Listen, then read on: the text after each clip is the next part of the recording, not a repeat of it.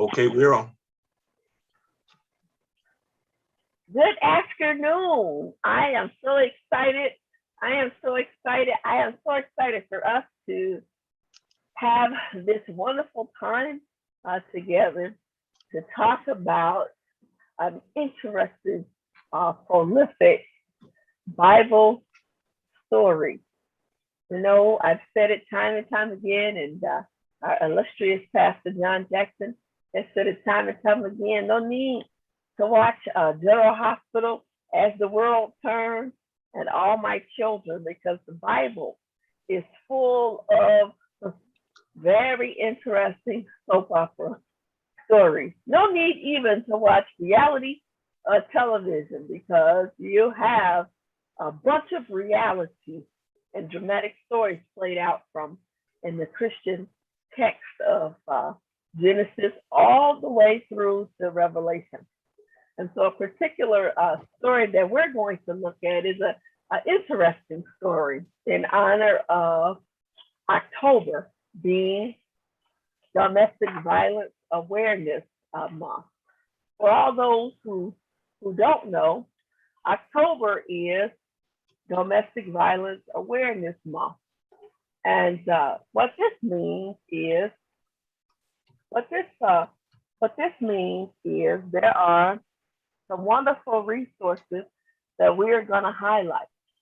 The wonderful resources that we are going to highlight today in honor of all that this month represents. And so first and foremost, we want to turn people's attention to a particular website called the National Domestic Violence Hotline, NDVH, the National Domestic Violence Hotline. You can visit their website at www.thehotline.org. Again, that's www.thehotline.org. And their telephone number is 1-800-799-SAFE. Again, that is 1-800-799-SAFE or 7233. What I love about the website, thehotline.org, is that this website hides your cookies. You have an opportunity for it to hide your website cookies. What does this mean? If you give this website to someone who is unfortunately being victimized and is a victim of domestic violence, if they visit the website, then there's no way that visit would be recorded in their web browser. There's actually an alert that you will receive when you log on to the website, and at times it's not going to be recorded, but there'll be an alert that will give you more information about that when you log on to the website, so that you know, okay, you probably should come out of that browser, depending on the type of browser that you're using. And so first and foremost, we want to invite persons to take a look at a particular biblical passage. It comes from Judges chapter 19. Judges chapter 19. Judges chapter 19.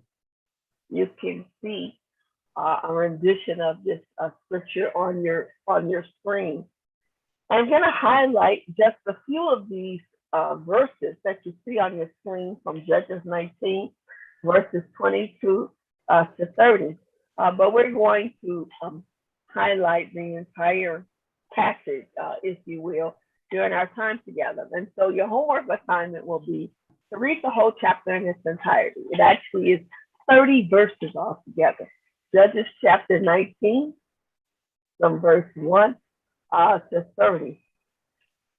As the story is told, a gentleman has a concubine. He is known as a Levite.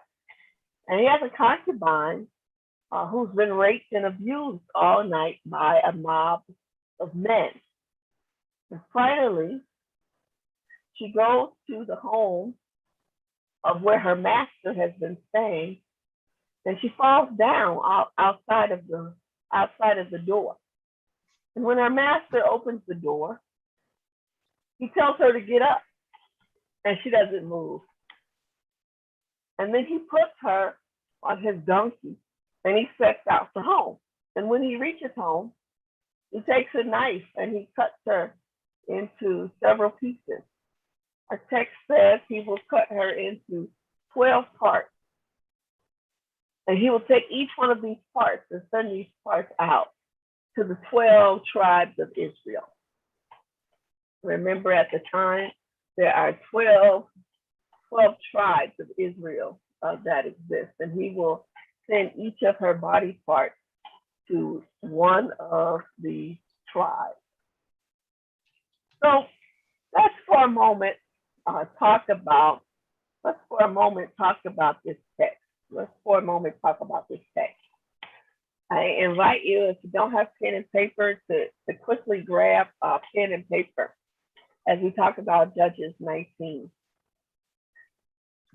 The story is told that there's a gentleman. He's known as a Levite, and he has a concubine. Now, the irony is we don't know her name. She is only referred to in the story as a concubine. We don't know her name. We don't know what she is called. Simply, though, she is known in our text as a concubine. Now, a concubine has various meanings in the biblical text. Some look at her as simply a slave to this Levite. Others look at her as a secondary wife, if you will. Others look at her as a maidservant, if you will. And so it depends on your interpretation of how you understand concubine and what particular version of the scripture you would be focusing on in this text. As the story goes in the beginning verses of our chapter, as the story goes, the woman runs away. Now, we don't know exactly why she runs away, but what we do know is she escapes and runs away to her father's home. And ironically enough, her husband, this Levite, her master, this Levite, depending on what interpretation you read, he chases after her. And so he goes to her dad's home and he picks her back up. Now, we don't know why her dad seemed to be okay with this concubine who has run away, seemingly giving her back over to her master or her husband. And so this story, through the lens of domestic violence awareness, paints some wonderful things for us to reflect on. First and foremost, we want to reflect on this theme of this victim. We don't know her name. She goes nameless. And so first and foremost, I'd like for you to jot down on your paper a reflective question around how do we remember to hold space for acknowledging the names of victims of violence in our communities today? How do we see them, acknowledge their presence, and pay attention to the plight that they find themselves in as victims of domestic violence? That is the first reflective question for us in this text. The second reflective question is, we see that the concubine one day runs away from this Levite, which means things must not have been going well for her. She runs to her father's home. Maybe her father's home represented for her safety. Maybe her father's home represented hope. Maybe her father's home represented wholeness. But interestingly enough, her father pushes her to return back to her husband, the master, the Levite. And ironically enough, this brings a second reflective question for us. How many times have we as a community sat silent to push victims of violence to return back home to their space and place of oppression. I'm wondering, I'm wrestling with, I'm scratching my head around why didn't this father advocate for his daughter? Why doesn't this father challenge this master, this Levite, around, what are you doing to my daughter? Why did my daughter want to run away in the first place? Our text in this Judges 19 text never highlights what the father says to the gentleman in terms of accountability. And so the second reflective question for us to grapple with today is, do we take a blind eye to domestic violence in our communities? Do we in some sense never question the perpetrators of violence? And we know who they are. This text says the father knew who this gentleman was. This father knew that this gentleman was his daughter's husband or master. But why doesn't this father hold this gentleman accountable? We have an unspoken rule in our African American communities today.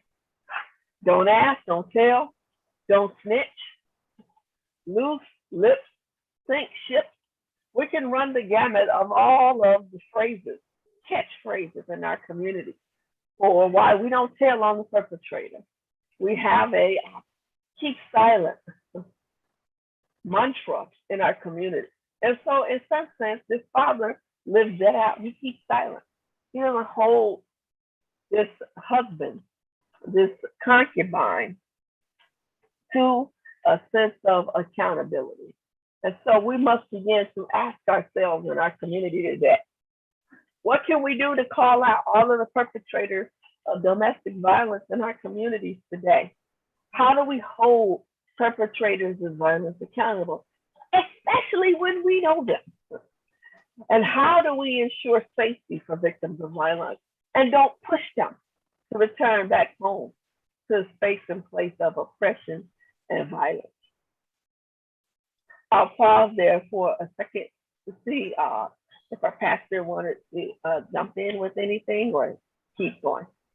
Oh no, keep going. Please keep going. Okay. Yeah. So the second half of our story turns to now a new episode, if you will. So the second episode in our story is as this Levite is returning home with his concubine. On his way home, he has to go through another town. And this town is known as a town that he is a stranger to. He's considered a foreigner in this land, right? And so as he's returning home, he has to go through another community. And tired from his journey, seeking to rest, he takes rest at the home of a passerby who says, hey, I see you're not from this town. The passerby says, come on to my home, and you and your concubine can rest for a little while. And so the gentleman agrees.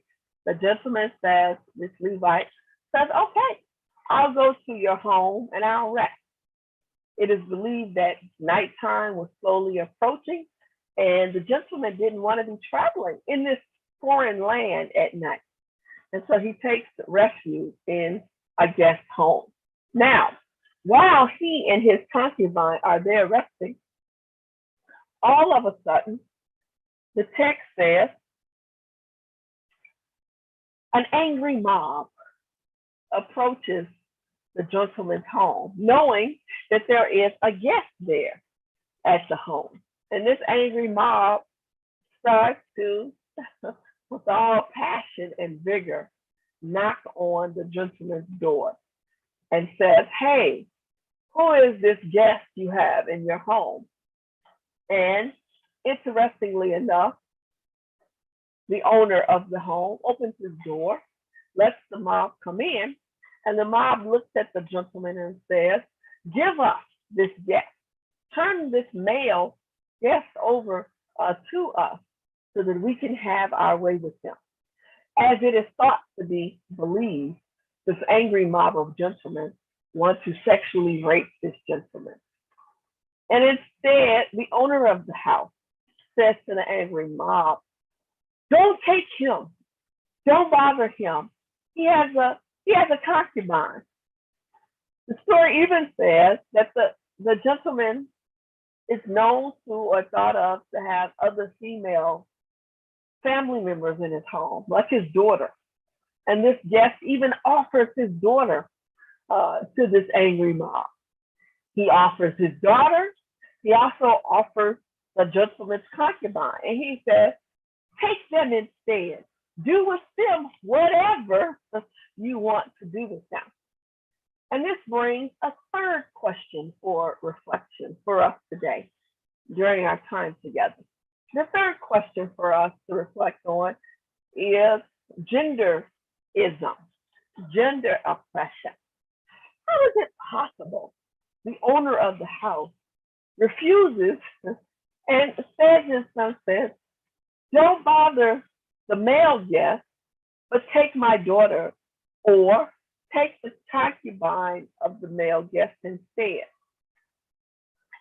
This point must have us reflect on what are the ways in which we have used women to be sacrificial lambs to violence in our communities today. What are the ways in which we have used women as a sacrificial lamb to be violent towards, as if a woman's voice has no value and means nothing? What are the ways in which we justify and say it's okay to be violent to a woman, but don't be violent in the same way to a man? And so this text also speaks to gender oppression or genderism, patriarchy, male dominance.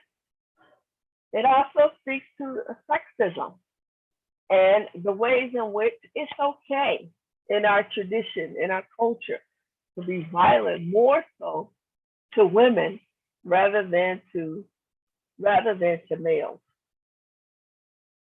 And so in some sense, this point pushes us to reflect on how do we advocate for women in our communities who experience violence the most. Not to say that we should not advocate for other persons like males, but it is to say that how do we advocate for women who are more oftentimes, we say, in domestic violence arena, the victims of violence.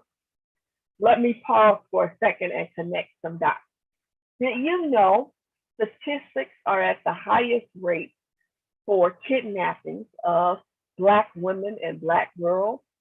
Do you know, according to the U.S. Census Bureau, and according to our criminal justice system and the Centers for Disease Control, Black women are at the highest rate and Black teen girls are at the highest rate for kidnapping as well as sex trafficking. I told you October is National Domestic Violence Awareness Month, but this month also reminds us to think of an awareness around sex trafficking. And so an important reflective question for us to grapple with today is, what are you doing? What are you doing to speak out against the kidnappings of Black women, Black teens, and Black girls? What are you doing in terms of action to work towards justice against sex trafficking of our Black teens and Black girls in our communities today? This becomes a reflective question for us all to grapple with.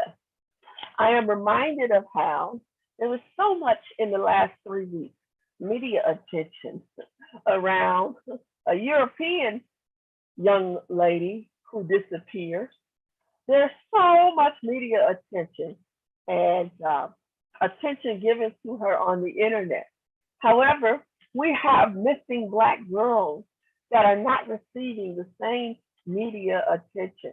We have missing Black teenage girls who are not receiving the same media attention. How do we even hold our media accountable? How do we hold our television news stations accountable? How do we hold Mark Zuckerberg and our internet platforms accountable for the ways in which media attention is not given to missing Black women and Black girls in our community today? How do we address the disparity of media coverage today around our African American young ladies today? I'll pause for a second. If there are any questions or comments from our Facebook or YouTube community, feel free. Or if our pastor has anything, feel free. So Diane pointed out a few minutes ago that it's hard to get involved with domestic violence because it's dangerous.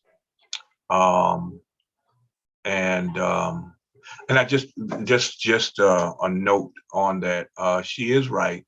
When I was a police officer, the most dangerous calls we had, you would think it would be the gang violence. You would think it would be, robberies. You would think it would be stick-ups and things like that. But the most dangerous calls were domestic violence calls. For a number of reasons, one of which that the person that is the victim oftentimes feels so dependent on that person that has abused them, that when the police come and then begin to take that person away, the victim sometimes, because of the dysfunctional way this relationship has gone and the trauma that the victim has gone under, they would attack the police and seriously hurt officers. So that means it doesn't mean that it's that we don't get involved. That means we have to do it in a different way, so that a community gets involved.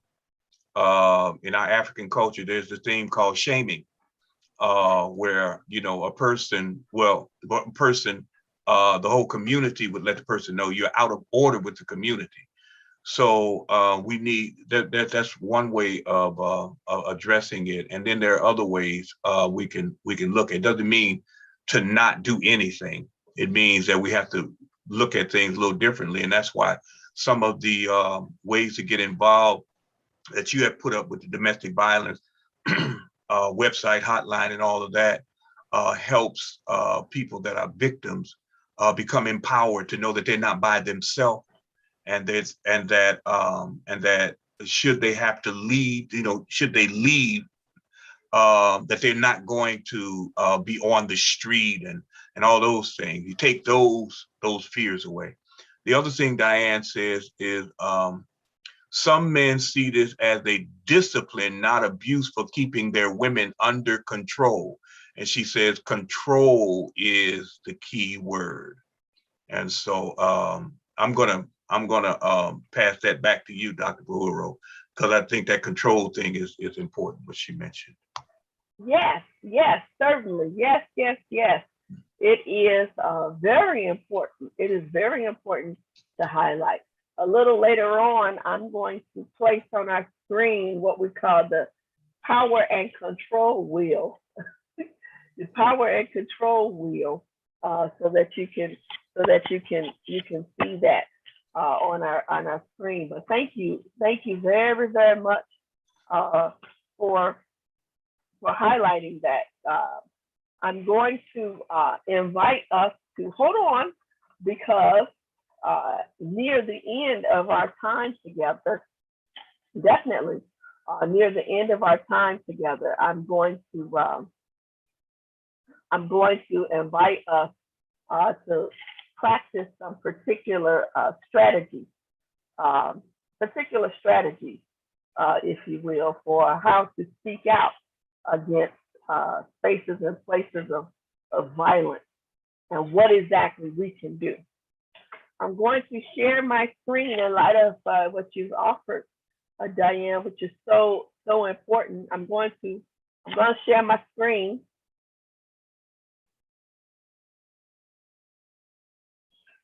Please check out. This is the power and control wheel that I'm highlighting that you're talking about. So we say in domestic violence. Yes, domestic violence is about power and control.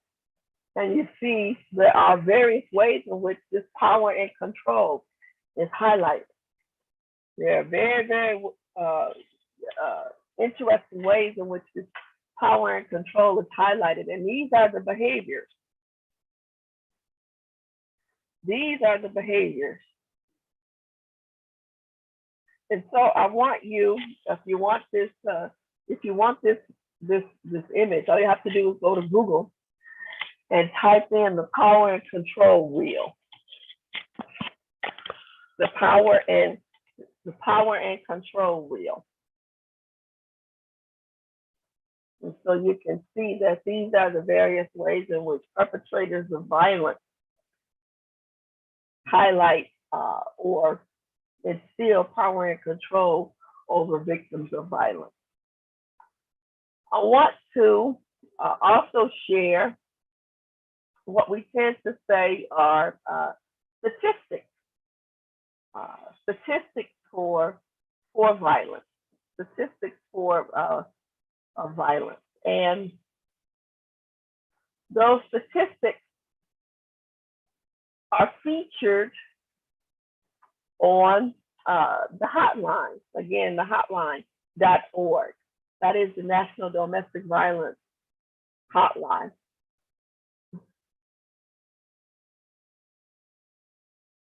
And so here are some interesting statistics for you according to the National Domestic Violence Hotline. First and foremost, we see on average more than 1 in 3 women and 1 in 4 men in the U.S. will experience rape, physical violence, and or stalking by an intimate partner. I'm highlighting this because I'm also wanting you to hear that domestic violence also impacts men who are victims of violence. Oftentimes, when we talk about domestic violence, we tend to think about domestic violence only in terms of women as victims and males as perpetrators, but it's also important to note that men are also victims of domestic violence as well. General statistics include, and there are the resources for you if you want to note those citations. On average, of 24 people per minute,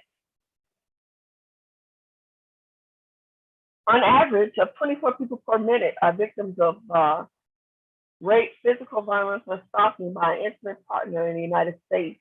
More than 12 million women and men over the course of a single year. More than 12 million women and men over the course of a single year. Nearly 3 in 10, or 29%, and 1 in 10 men, or 10% in the U.S., have experienced rape, physical violence, or stalking by a partner, and reported it having a related impact on their functioning. Just under 15% of women or 4% of men in the U.S. have been injured as a result of intimate partner violence that included rape, physical violence, and or stalking by an intimate partner. 1 in 4 women and 1 in 7 men aged 18 and older in the U.S. have been the victim of severe physical violence by an intimate partner in their lifetime.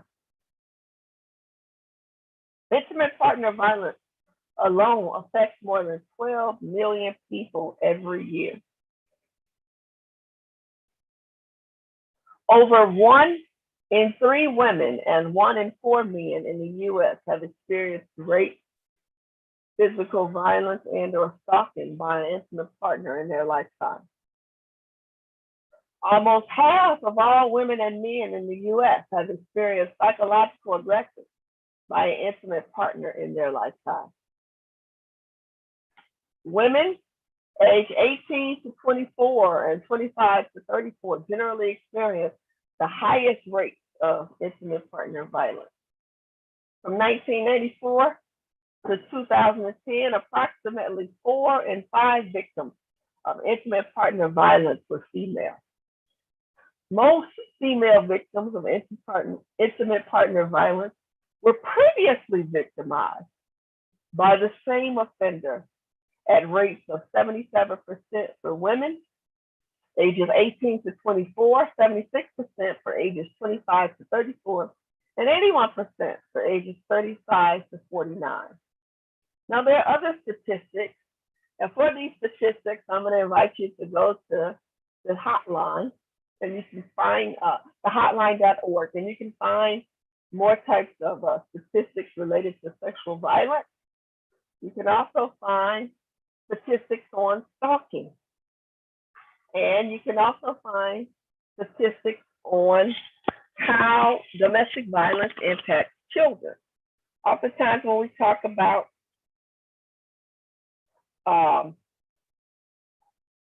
domestic violence, we must also talk about, in some sense, how that impacts children. How that impacts children. We must also think about the ways in which teen and young adults are now your highest rates of violence. Teens and young adults are now at your highest rates for being impacted by violence. Did you know domestic violence is soaring high in terms of teens now being perpetrators and victims of domestic violence? So there are some wonderful statistics there, as well as it's also important to talk about domestic violence in the workplace. Domestic violence in the workplace. And here are some awesome statistics about that. So I want to invite you to visit the hotline.com,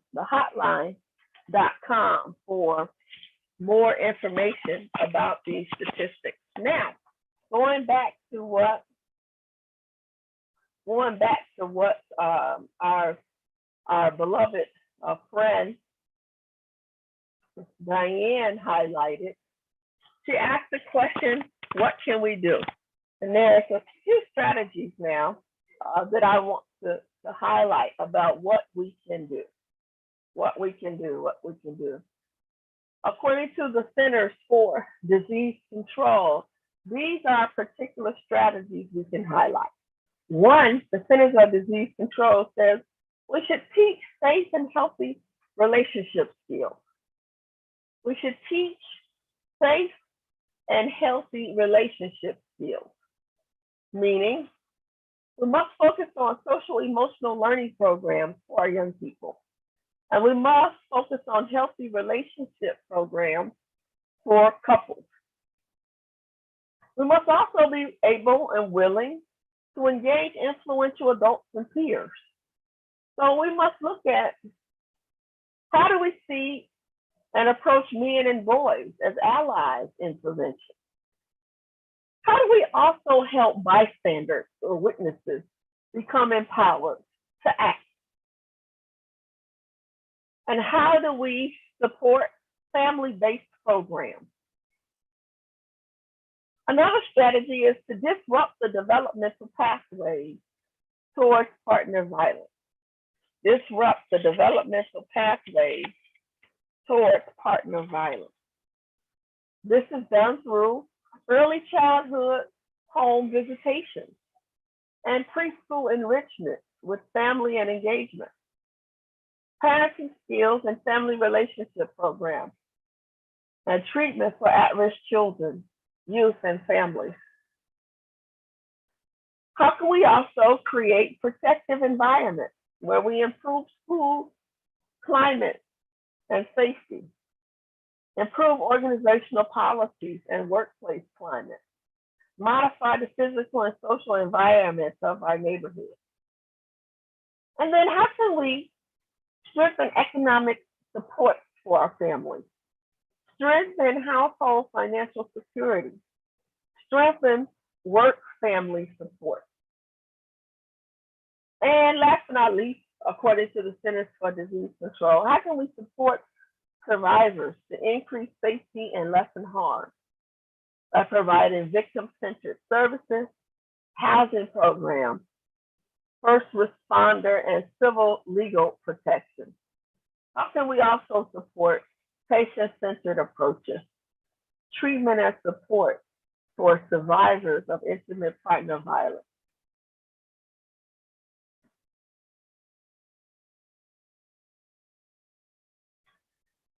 Interestingly enough, in our text, we also must continue to grapple with what was the outcome. What was the outcome in our Judges 19 text? What was the outcome in our Judges 19 text? According to our Judges 19 text, after the house guest turns over the concubine to this angry mob, our text says that she is raped all night. She is raped all night. And then, after being raped all night, experiencing trauma and violence at its peak, she, limping and crawling back to the house guest home, the male guest who was hosting her and her master or her husband, our text says her husband picks her up and returns home with her and does something drastic. In his frustration and in his anger of what has happened to his concubine, he then takes out a knife and he cuts her into 12 pieces and then sends each piece back to the 12 tribes of Israel. He cuts her body into 12 pieces and sends each piece back to each of the 12 tribes of Israel. Now, according to the text, the thought is he does this as a way to, in some sense, speak on behalf of his concubine. But the irony in this text is this Levite simply commits more violence, which brings us to another final reflective question. How is it in our zest, in our zeal, we end up perpetrating more violence to a victim? We may be thinking that we are helping when in actuality we're doing worse. We're doing worse. In some sense, it is believed there are 2 or 3 reasons for why this Levite cuts his concubine into 12 pieces. One thought or interpretation is he cuts her into 12 pieces for the benefit of now sending a piece back to the 12 tribes of Israel each, so that he can advocate for her race, so that he can speak up for her. But what he doesn't take into consideration, which many feminist and womanist scholars push back on, is this notion that he just contributes to more violence. Violence begets violence. Being violent to his concubine as a way to speak out for her violence done to her is not fixing the problem. And so first we have to reflect on, in our quest, in our zeal to advocate for victims of violence, to somehow fix the problem, make sure you are not committing more violence. That's number one. Number two, there are feminist scholars who highlight this understanding or notion that this idea of doing violence by cutting this concubine into 12 pieces was more so because he wasn't really upset about what happened to his concubine. He was more so upset about what has happened to the property of him. And so he acts in terms of violence to more so fight back against what he has internalized as an act that was really against him. Let me stay there for a moment. This gentleman takes this violence done to his concubine and more so internalizes it as not a threat against his concubine, but because his concubine belongs to him, he internalizes this act of violence as an act of violence towards him in some sense.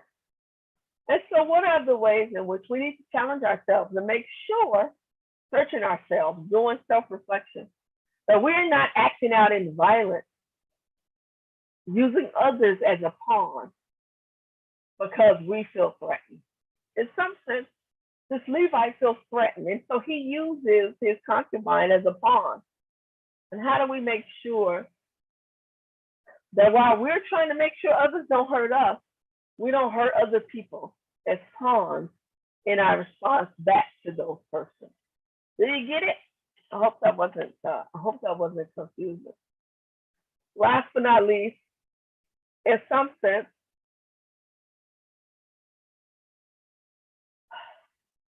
this gentleman, this Levite, doesn't take into consideration the trauma that he may be causing each of the persons from the 12 tribes of Israel who received this body part. They themselves are traumatized, and he doesn't think about that. And so we must also reflect on the trauma of how can we cause trauma to other persons when we are violent to them. This Levite is so angry that he sends these 12 pieces of body part of this concubine out to these 12 tribes, not taking into consideration the trauma that he is causing them. Can you imagine what it must have been like for each of these 12 tribes to receive this body part? And what is the trauma that they saw when they saw this body part? What is the trauma they experienced in looking at this body part? So this text also highlights for us, be careful what you look at. Be careful what you observe. Be careful what you see. Because in some sense, you may be experiencing trauma when you look at violence and see, observe, lay eyes on violence. Be careful. Be careful of television shows you watch. Be careful of movies you watch. Be careful of violent videos you watch on social media, because they may be causing trauma to you. In the same way, I say trauma was caused to each of the 12 tribes when they actually received this body part of this concubine. I'll pause there for a second. There, Diane did point out an incident when she was a security officer that she had to mitigate domestic violence situation.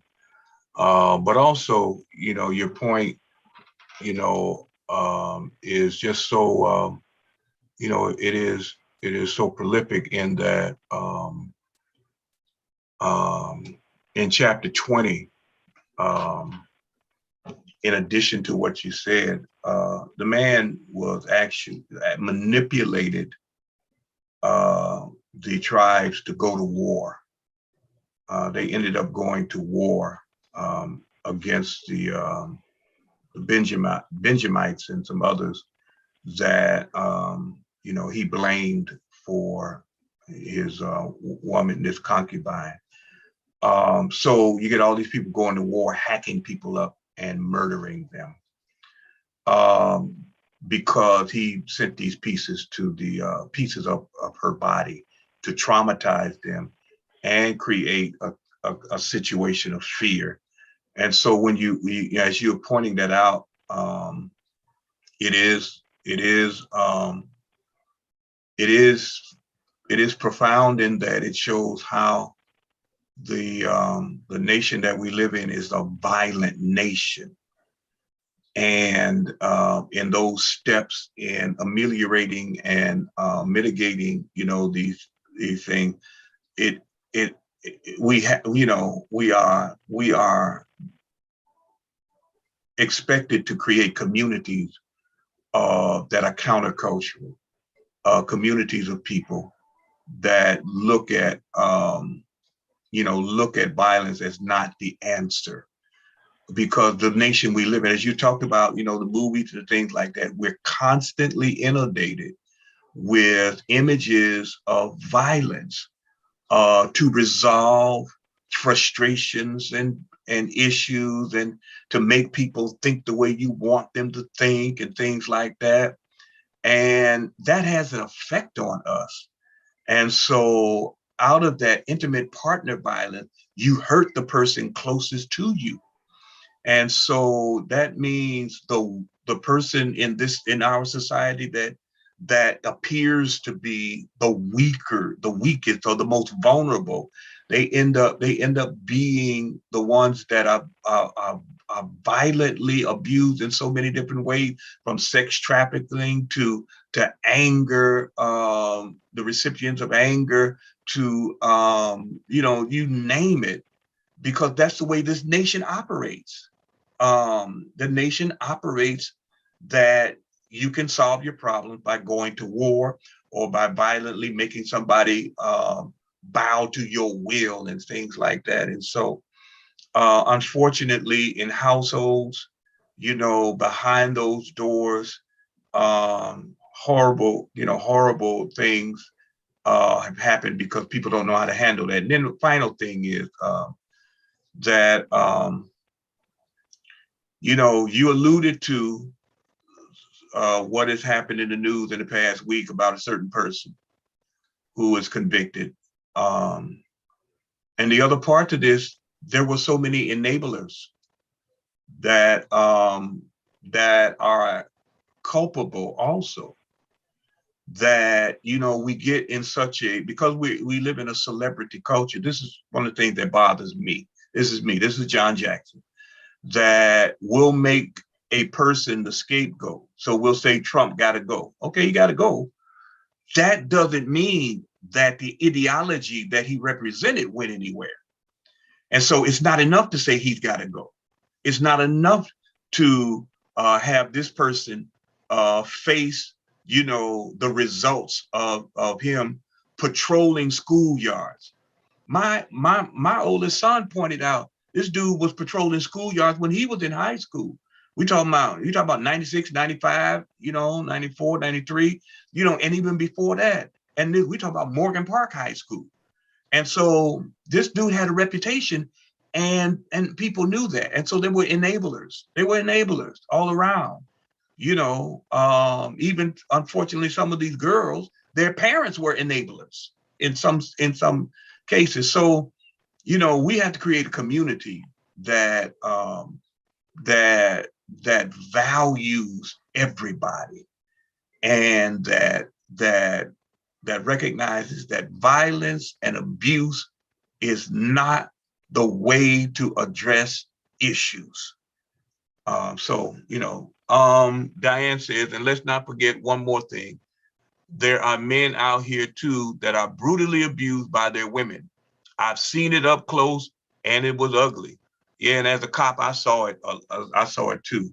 But I'm going to pass the baton back to the good doctor. No, you're right. You're right. That's why it's so important for us to understand, when we talk about domestic violence, anybody can be a victim. Anybody can be a victim. It's so important. It's so very important for us to highlight that. I want to also invite you to check out a resource. I want to also invite you to check out a resource. There is a wonderful book if you'd like to learn more about this story. And I'm going to be talking about this book all month long because I just love this book. And so I'm going to invite you to check out this book, Texts of Terror, Literary Feminist Readings of Biblical Narratives by Phyllis Tribble. If you don't have this book, I invite you to get this book. And this story of Judges 19, verses 1 through 30 is highlighted. It's highlighted in her book. And so I invite you to check out her book.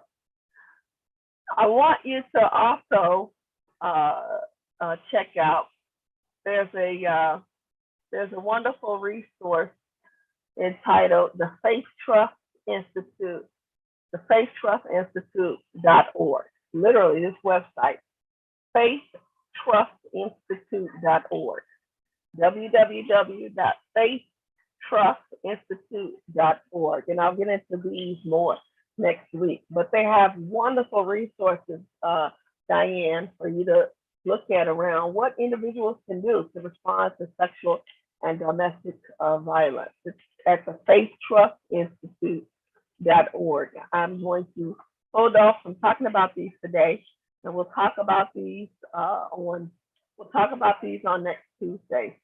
Okay? But I want us to end with this final scripture in Judges 19:30. This final scripture in Judges 19:30.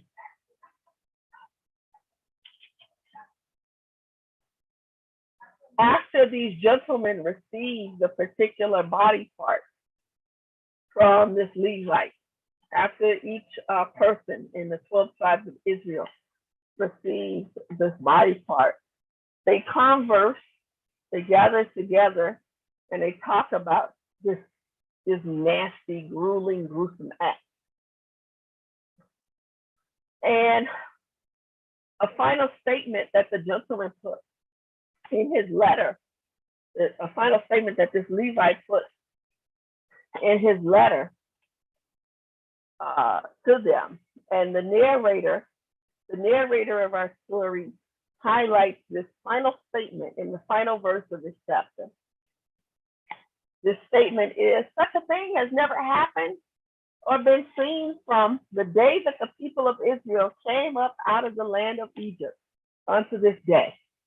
This violent act of receiving this body part of this concubine has never, anything this gruesome has never happened since the day that Israel came up out of the land of Egypt, from Exodus chapter 3.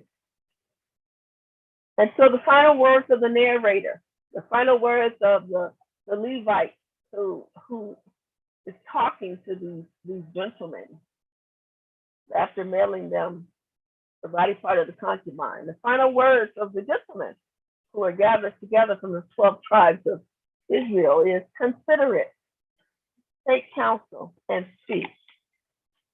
You see those words bolded on your screen, those last and final words, consider it, take counsel, and speak. That becomes the invitation for all of us today. In light of domestic violence that exists in our communities today, how do we take serious considering it, taking counsel, meaning get some education around it, and speak out or act? This becomes the reflective question for us today.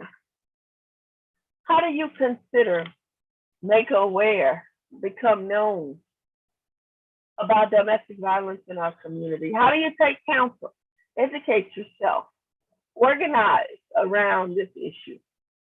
And how do you speak out? How do you act?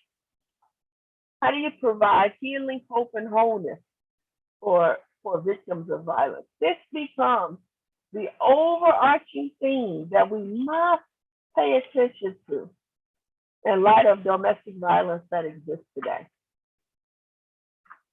Thank you, thank you, thank you, thank you, thank you. I want to invite you to check out in advance the story that we're going to be looking at next Tuesday. We're going to be looking at the rape of Tamar. The rape of Tamar. So we're going to be talking about that story in light of domestic violence. We're going to look at the rape of Tamar. So for homework, please check out that story, okay? And join us back here next Tuesday. Any questions or comments? We don't have any questions or comments posted. And so I think we're looking forward to next week and another terrible text, rape of Tamar. And during this domestic violence month. Thank you so much, Dr. Buhuro, for not only being a preacher par excellence, preaching folk into a frenzy, but also teaching with such insight and wisdom. Thank you so much. And thank you. We appreciate you. So everybody, we'll see you next week. Do your homework. Y'all do your homework. Do your homework. You got homework to do. Before we go, Diane said, here are some movies that Sharing the Color Purple and Enough really shows that deal with domestic violence and how women handled it. So again, thank you so much. And we will see y'all next week, y'all.